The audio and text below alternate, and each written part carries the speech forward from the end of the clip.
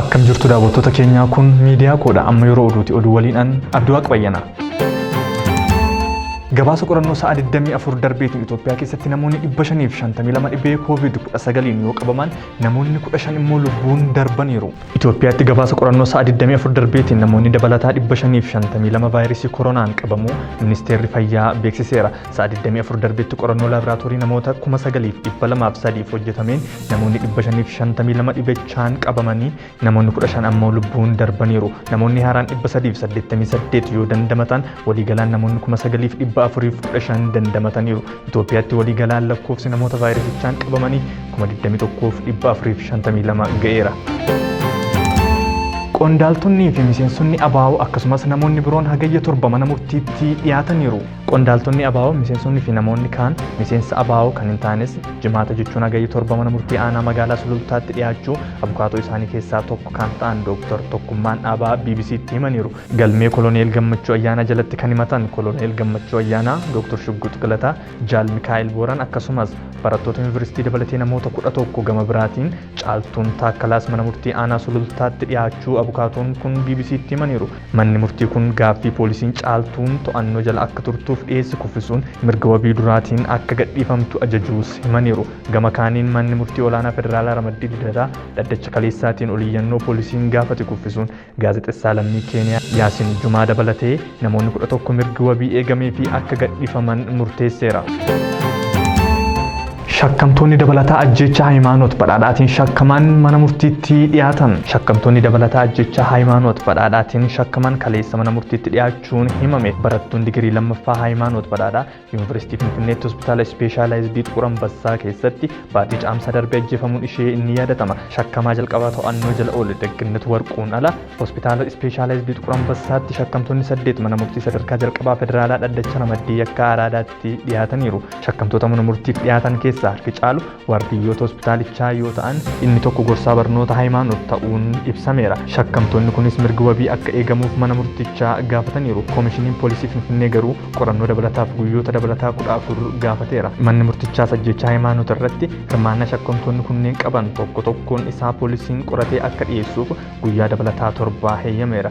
Ajjeechaa Hayimaanootiin kan shakkame jiraataa magaalaa Arbaa Minci kan ta'ee fi dargaggoo waggaa 20 Degginnet Warquu to'annoo jala ooluun isaa kan yaadatamudha. Shakkamaan kun akka lakkoofsa Itoophiyaatti caamsaa 17 bara 2012 gara hospitaalichaa seenuun bilbila, paaspoortii, laaptooppii, cheekii birrii 5,000 fi qabeenya ishee biroo saamee albeedhaan ishee waraanuun miliqee ture.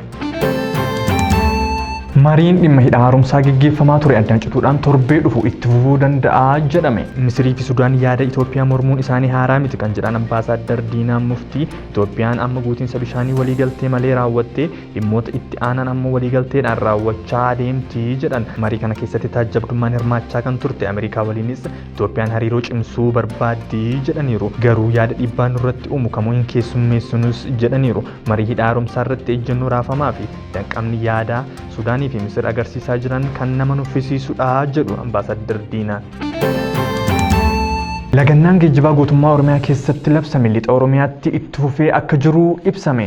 Gabaasni VOA irraa arganne akka addeessutti magaalaalee lixa Oromiyaa keessatti sochiin geejjibaa waan dhaabbateef qaala'insi jireenyaa isaan mudachuu dubbatu jiraattonni magaalaa Amboo. Gama biraatiin immoo magaalaa Dambidolloo konkolaataan seenus bahus akka hin jirre jiraattonni dubbatu. Itti gaafatamaan waajjira bulchiinsaa fi nageenya godina Qeellam Wallaggaa garuu dhaabbileen tajaajila geejjiba dhuunfaa kennan muraasa irraan kan hafe sochiileen geejjibaa uummataa hin dhaabbanne jedhu.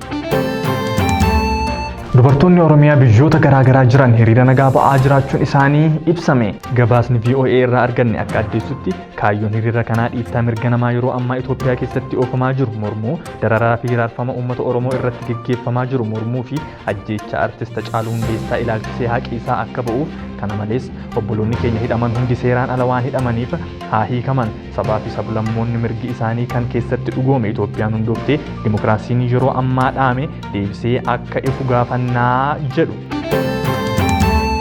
Ogeessa dhibeewwan daddarbaa kan ta'an Dr. Fissahaa Assagid dhibee COVID-19 du'an gargaaran Piroofeesar Fissahaa Alamsagid ogummaa isaaniitiin weerara koronaa vaayirasii to'achuu irratti hojjetaa osoo jiranii vaayirasichaan qabamuun wal'aanamaa turanii kaleessa jechuun akka lakkoofsa Itoophiyaatti hagayya 1/2012 lubbuun isaanii darbee jira. Fulbaana darbe osoo Yuunivarsiitii Aksuumitti hin geeddaramiin Yuunivarsiitii Jimmaa Inistituutii Saayinsii Fayyaa Hawaasaatti barsiisaa fi qorataa ta'anii waggaa 17 hojjetaniiru. Indiyaatti xiyyaarri balali'aa turte addaan cituudhaan lubbuun namoota lamaa akka darbee himame. Aangawoonni daandii qilleensa xiyyaara Indiyaa akka jedhanitti xiyyaarri Dubaay irraa imaltoota 191 fe'atee battala dirree xiyyaaraa Kaalikaat gahetti addaan cituun balaan kun kan mudate jechuun dubbataniiru. Battala taateen kun mudatetti hojjettoonni balaa tasaa gargaarsa dirmannaaf bakka isaan kan qaqqaban yoo ta'u balaa kanaan balaliisaa dabalatee lubbuun nama lamaa darbee jira. Akka aangawoonni kaampaanii xiyyaarichaa jedhanitti balaa dhaqqabe kanaan namoonni hedduun madaanii jiru. Oduun hagayya 7/2020 qopheeffannee kana fakkaata ture waan waliin turtaniif galatooma.